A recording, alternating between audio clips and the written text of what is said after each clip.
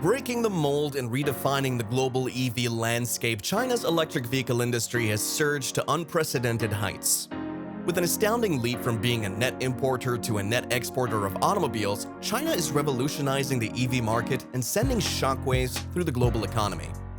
Join us as we delve into the captivating story behind China's rise and explore the disruptive force of their electric vehicles. Brace yourself for a thrilling journey that unveils the true extent of China's impact on the EV industry.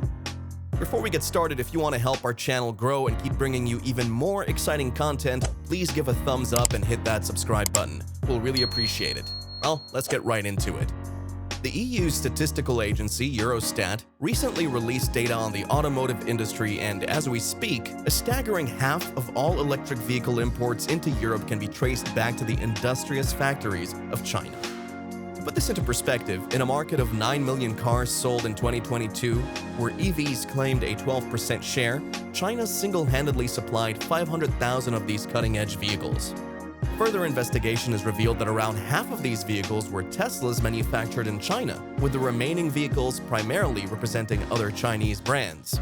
Because of this trend, there has been a significant shift in the trade between Europe and China.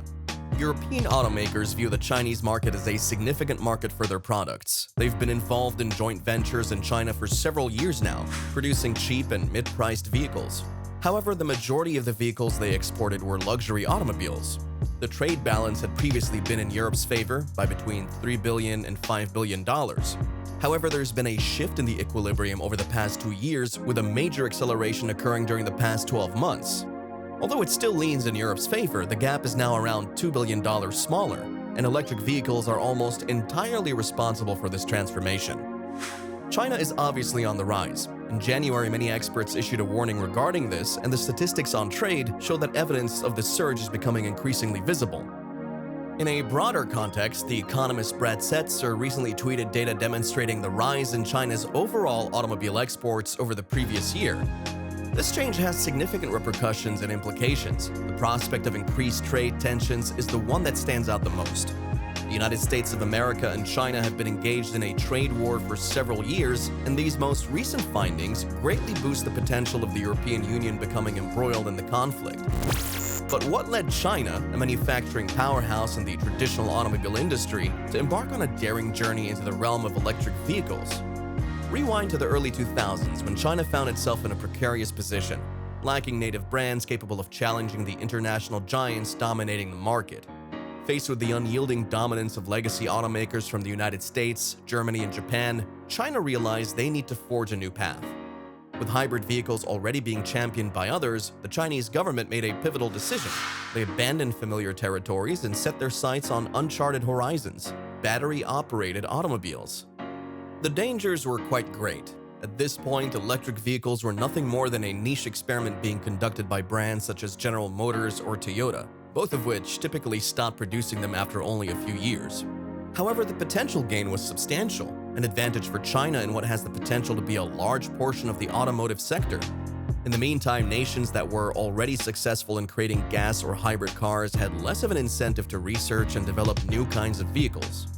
For example, Japan was already standing at the peak with its hybrids, so it failed to see why it needed to electrify the auto industry. In addition, electric vehicles offered the possibility of resolving several additional significant issues for China, such as reducing the country's severe air pollution, lessening its dependency on imported oil, and assisting in the reconstruction of the economy following the global financial crisis of 2008. To all appearances, it was a win-win situation for Beijing.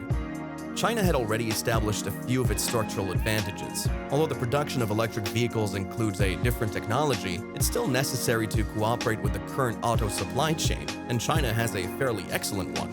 It was possible for the production capacities and access to low-cost commodities that have kept the country's gas-powered automobile factories afloat to be redirected to support the emerging electric vehicle industry instead. Therefore, the Chinese government took action as early as 2001 to invest in related technologies.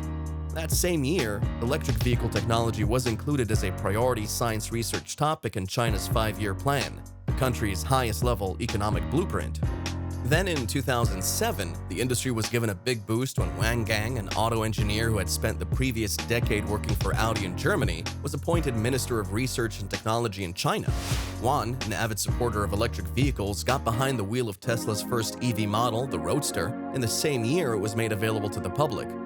People now give Juan credit for deciding for the nation to commit to the development of electric vehicles fully. Since that time, the development of EVs has been a top priority in the economic planning of China's national government.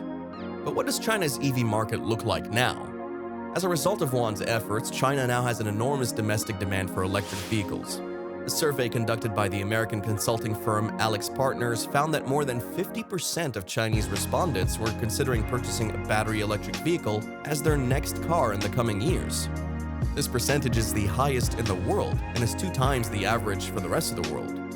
These buyers can choose from various Chinese-made products, such as those manufactured by BYD, SAIC GM Wuling, Geely, NIO, XPeng, and Li Auto.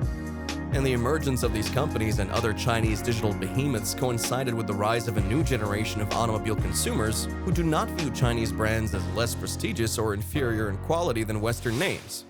These purchasers are more likely to purchase a Chinese-made vehicle. Because they've grown up with Alibaba, they were effectively born into a digital environment. As a result, they're much more comfortable with Chinese brands than their parents, who would still likely purchase a German or Japanese brand. The fact that some Chinese firms have included some elements of nationalism in their marketing approach is another factor that contributes to their success. Is it possible for other nations to imitate China's success?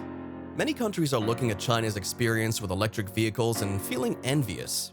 However, even if they follow China's blueprint to the letter, it may still be difficult for them to achieve the same level of success. Although the United States of America and other nations in Europe have the objective conditions to turbocharge their own electric vehicle sectors, such as technological capability and existing supply chains, their political systems are entirely different. It's not that they can't replicate it, it's just that China has had decades of experience in leveraging these systems. Chinese electric vehicle firms believe for the very first time that they have the potential to grow their business outside of China and become recognized brands on a worldwide scale. Even though the US market is saturated and the political climate is unstable, some have already begun to join the European market, and some are even considering going to the US. Despite this, their marketing language and methods must be adapted to succeed in various markets. They will need to modify their practices to accommodate the many technical standards and software services that are favored. However, due to the current state of international politics, these businesses are putting themselves in a dangerous position by expanding their operations into other nations that do not have particularly cordial relations with China. Some of them may desire to defend their domestic car sectors, while others may even consider the entry of Chinese brands as a threat to their country's national security. If Chinese automakers were to sell their wares in the United States, they would enjoy several benefits. The most significant of which would be the more affordable price of their vehicles compared to those in the United States. There's a difference between people's allegiances to their country and what they buy at the store. The most important factor in determining what people buy is how much they can spend. After all, Japanese, Korean, and European automobile manufacturers have enjoyed great success in the United States, with Toyota being the best-selling brand in the country in 2021. However, politics is by far the most significant obstacle. The United States may not allow China to beat their own manufacturers in their own backyard. Let us know in the comment section what you think of China's dominance in the EV industry. Your comments are highly valued. We appreciate your support and thank you for watching. Stay tuned for our next video, and until then, take care.